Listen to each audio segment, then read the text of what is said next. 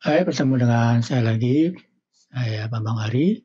Pada video kali ini yang kami akan unggah, masih tetap dalam topik seputar operasional centrifugal gas compressor, di mana saat ini kita akan bahas beberapa case discussion.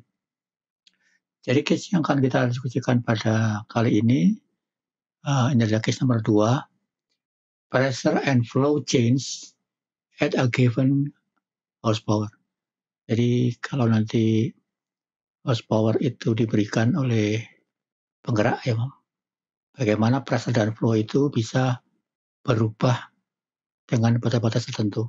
Kita sudah belajar bahwa dinamika mengenai pengoperasian centrifugal gas compressor bisa mempunyai berbagai macam perubahan proses parameter.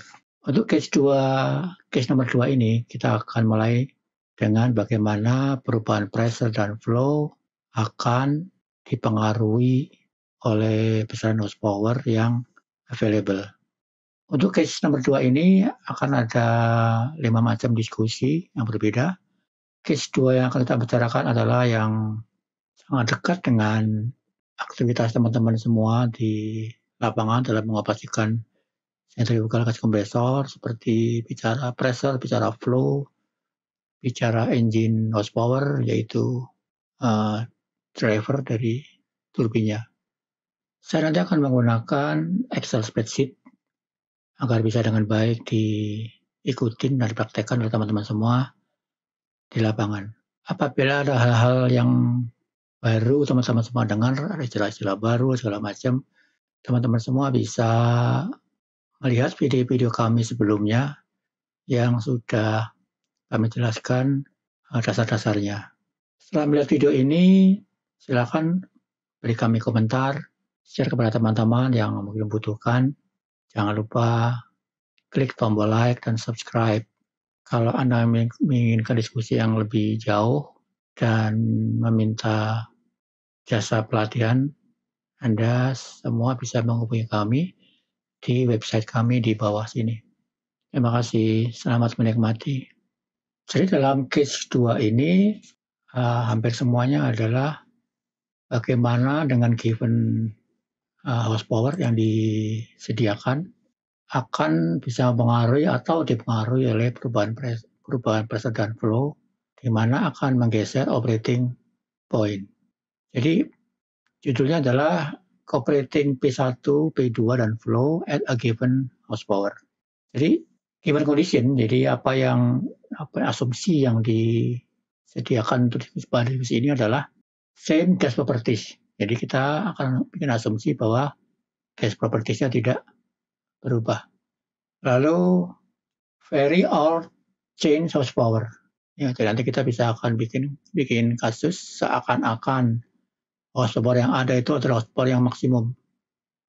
Sehingga kita bisa perkirakan bagaimana operasi itu akan berlangsung nanti. Oke, yang ketiga adalah temperaturnya kita asumsinya tetap, ya kita kasih tetap. Nah, tadi sudah saya sebutkan bahwa ada lima macam kasus. Ya. Jadi yang pertama kali yang kita mau bahasnya adalah at fixed maintain P2. Jadi pada P2 yang konstan, what is the variation of P1 versus flow? Jadi kalau P2-nya konstan, bagaimana hubungan P1 dan flow? Tentunya ini dengan horsepower yang konstan ya. Ini nomor 2B dibalik, kalau P1-nya yang konstan, bagaimana P2 dan flow? Nanti ini 2A dan 2B ini kita akan, nanti di 2A dan 2B ini, kita akan bikin sebuah hubungan by grafik itu ya. Sehingga bisa dipresentasikan dengan gampang bagaimana hubungan antara pressure dan flow. Lalu 2C, 2D, 2E ini adalah kita pengen lihat kira-kira kalau kita mengoperasikan kompresor tersebut dengan horsepower yang ada, bagaimana minimum yang harus ada flow-nya ya. Lalu bagaimana P2 maksimum yang bisa dioperasikan. ya, karena semakin P2 dinaikkan itu semakin head-nya naik. Jadi head-nya naik, dia cenderung lebih ke kiri kalau horsepower tetap.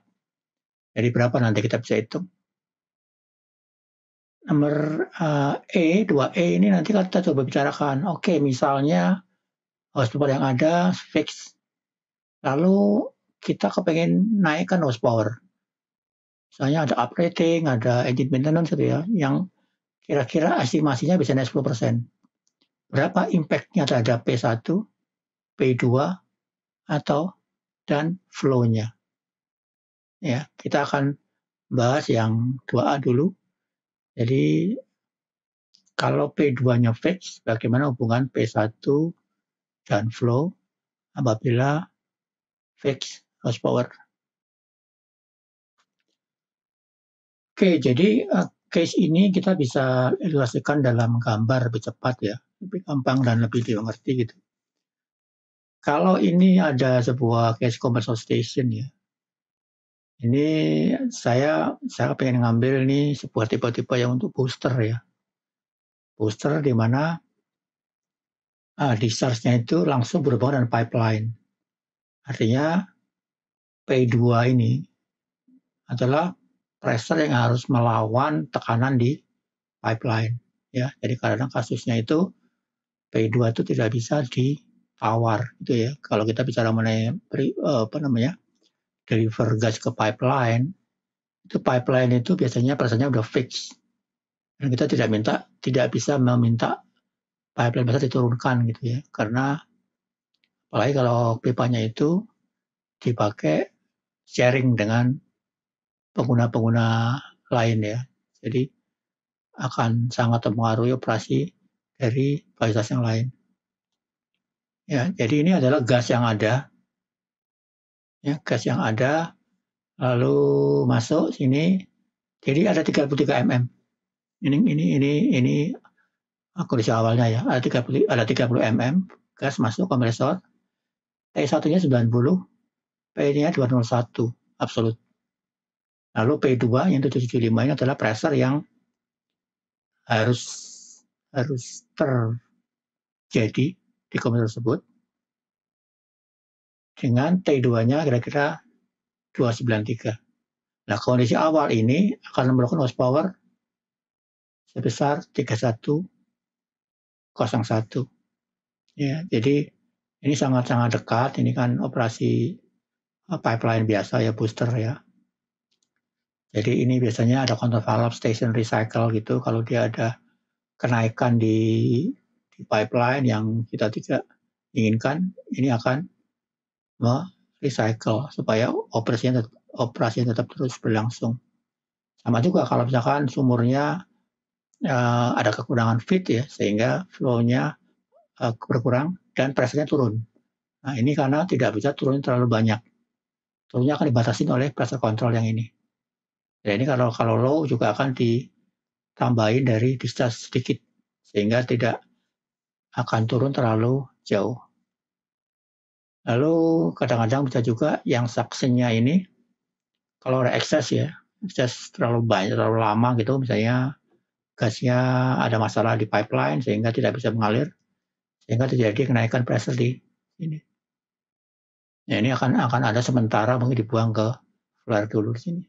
Ya, suction-nya terlalu tinggi akan dibuang ke flare.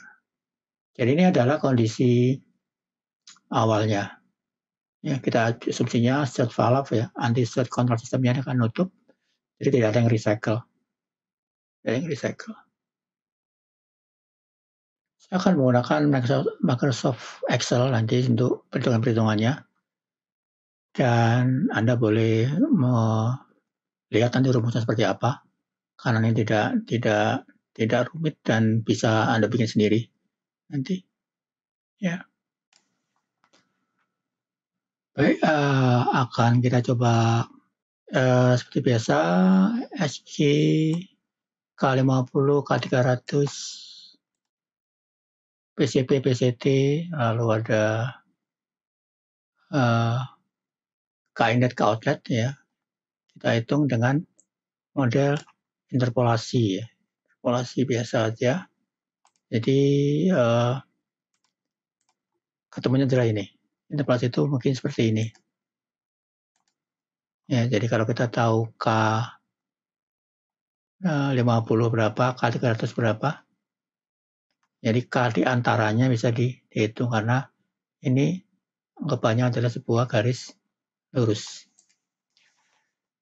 Lalu K average bisa dihitung karena K2 ditambah K1 dibagi 2. Si inlet dan si average di provide. Lalu bahwa komputer tersebut running dengan P1201, PSIe, P2-nya 75. Rasio adalah P2 dibagi P1 absolut sehingga 3,86. Ya, P2 bagi P1. Lalu T2 ini diukur sehingga selisih temperaturnya adalah T2-1 saat dihitung. Lalu CFM seperti biasa dihitung dengan rumus biasa, ya, rumusnya ini dari MMCFD yang diberi masukan. Ya. Input head juga sama, head bisa dihitung, nilainya adalah ketemunya adalah sekian. Oke, lalu kalau P1, P2 tahu, T1, T2 tahu, maka efisiensi bisa dihitung. Oke, 65%. Horsepower tentunya kalau head CFM, head MMCFD tahu, lalu SG tahu, K tahu, efisiensi tahu, sehingga horsepower adalah 31001. Oke. Lalu untuk melihat RPM, flows pada saat sedang mati, kita harus observe ke kurva. Ya, kita coba lihat di kurva seperti apa. Ada yang warna merah. Oke. Nah, ini adalah operating point yang sedang terjadi kalau parameternya seperti ini. Ya. Lalu RPM-nya ini kalau ini 13.000, 14.000, 13.000 lebih dikit nih ya. Coba berapa yang sudah saya, ini 13.700 ya. Oke. Lalu kita tarik garis sejajar dengan kurva speed, ya. Ketemu set limit berapa? Flow pada saat search 1150 ya. Ya, kalau ini kita lihat 1000, 1100, nggak sampai 1200 ya, kita di sini. Sehingga set margin bisa dihitung adalah flow pada saat normal 15 sekian, 28 dikurangi 1150 dibagi ini ya, rumusnya ini di atas ini. Oke, jadi ini adalah given ya, kondisi awal. Lalu kita kepingin mengasumsikan bahwa horsepower-nya tetap 3101. Oke. Baru bagaimana sih perubahan P1 dan flow ya kalau kita rubah. Oke, kita coba. Ini semuanya sama ya, gasnya sama. P2-nya kita mau konstan, jadi tetap 75. Oke, T1 tetap sama, ya, tidak berubah. Lalu saya kepingin mencoba kita rubah P1-nya, ya, kita rubah P1-nya, menjadi 230. Supaya horsepower tetap sama, 3101 atau kurang lebih ya. Berapa flow-nya? Ya, karena kan kalau kita P2 dan P1-nya berubah, ya, ternyata kan sekarang berubah ya, karena P1-nya berubah, jadi rasionya akan turun, ya, transaksinya naik. Oke. Lalu T2 kira-kira berapa? Oke, kita asumsi jadi dulu, ya, karena rasio lebih rendah pasti lebih lebih dingin lebih rendah daripada temperatur yang sebelumnya. Oke, sehingga delta T-nya lebih rendah. Oke. Lalu kita kepingin flow-nya berapa, ya, sampai horsepower-nya kira-kira dekat dengan 301. Oke. Kita coba masukin angka 33.5. Ya, seterusnya berarti ini CFM bisa dihitung berapa dari MMCFD, head-nya bisa dihitung karena ada P2, P1 dan selanjutnya. Efisiensi, ya, kalau T2-nya tahu berarti bisa dihitung berapa. Oke, jadi kalau lihat gambarnya ini Pak yang warna kotak biru ya, berarti ini. Berarti efisiensinya memang sedikit di bawah 66 ya. Ini kira-kira 65 kurang dikit. Lalu kita lihat horsepower-nya berapa. Oke, 305. Jadi ini adalah, kita lakukan sama saya dulu aja ya. Jadi yang biru ini kita pengen lihat berapa flow pada saat surge. Ya, ini 13.000, ini 13.000 lebih dikit ya. Oke, lalu flow pada saat surge kita tarik garis ke sini. Ketemunya adalah kira-kira 10 ini. Di sini mungkin sekitar 10 lebih dikit, nggak sampai 1000, nggak sampai 1100 ya. Coba berapa? 1050. Oke. Sehingga state marginnya bisa dihitung. Oke. Memang kalau lihat ini kan dari merah ke biru ya, memang lebih jauh dari surge ya, sehingga memang benar bahwa state marginnya akan naik. Oke. Ini sesuatu yang sering kita lihat mungkin ya, dialami para operation, bahwa kita tidak merubah apapun di horsepower, ya kita tidak naikin speed turbin, kita tidak ngapain, tetap sama. Lalu kita coba naikkan suction-nya. Berapa flow yang didapat? Oke. Mungkin pertanyaan-pertanyaan yang sering muncul adalah teman-teman dari operation kepengen nambah flow gitu ya. Nambah flow. Kalau tambahin flow apa akibatnya? Kan bisa begitu ceritanya. Jadi kalau saya tambah 3,33 mm, 3,5 mm, ya, dari 30 ke 33, P1-nya naik jadi berapa? Dengan horsepower tetap ada. Dengan horsepower yang tetap sama. Ya, ini kira-kira bisa jadi jawabannya. Ya. Jadi apakah operasinya masih normal? Ya, karena RPM-nya bagus, ya, RPM-nya oke, marginnya tambah oke, ya. Jadi tidak ada masalah. Temperatur juga masih bagus. Jadi ini adalah prediksi kita di atas kertas. Kompresor ini, kalau kita naik saksinya sebanyak 29 PSI lebih tinggi dari sebelumnya, dengan memaintain discharge-nya sama, Anda punya flow akan naik 33.5 mm. Ya, ini kasus ini misalnya Anda punya well tambahan ya, kira-kira besarnya 3,5 mm, lebih banyak dari sebelumnya. Pasti kan saksinya akan naik. Karena apa? Karena powernya tetap sama. Naiknya sampai berapa? Ini jawabannya. Ya, 29 PSI. Ya, dengan tetap memaintain P2 yang sama. Oke. Jadi ini adalah sebuah hal yang biasa, yang sering kita alami mungkin ya. Dan kita bisa predik di atas kertas apa yang akan terjadi. Oke. Lalu saya ingin mengajak untuk membahas ini lebih detail dan lebih punya benefit gitu ya. Oke, kita bisa bikin sebuah summary gitu ya.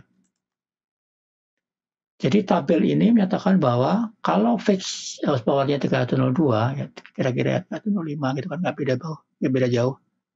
Dan P2-nya konstan, 75. Kita tahu bahwa dia akan menghasilkan output 30, ya ini sini 30. Dan P1-nya adalah 201.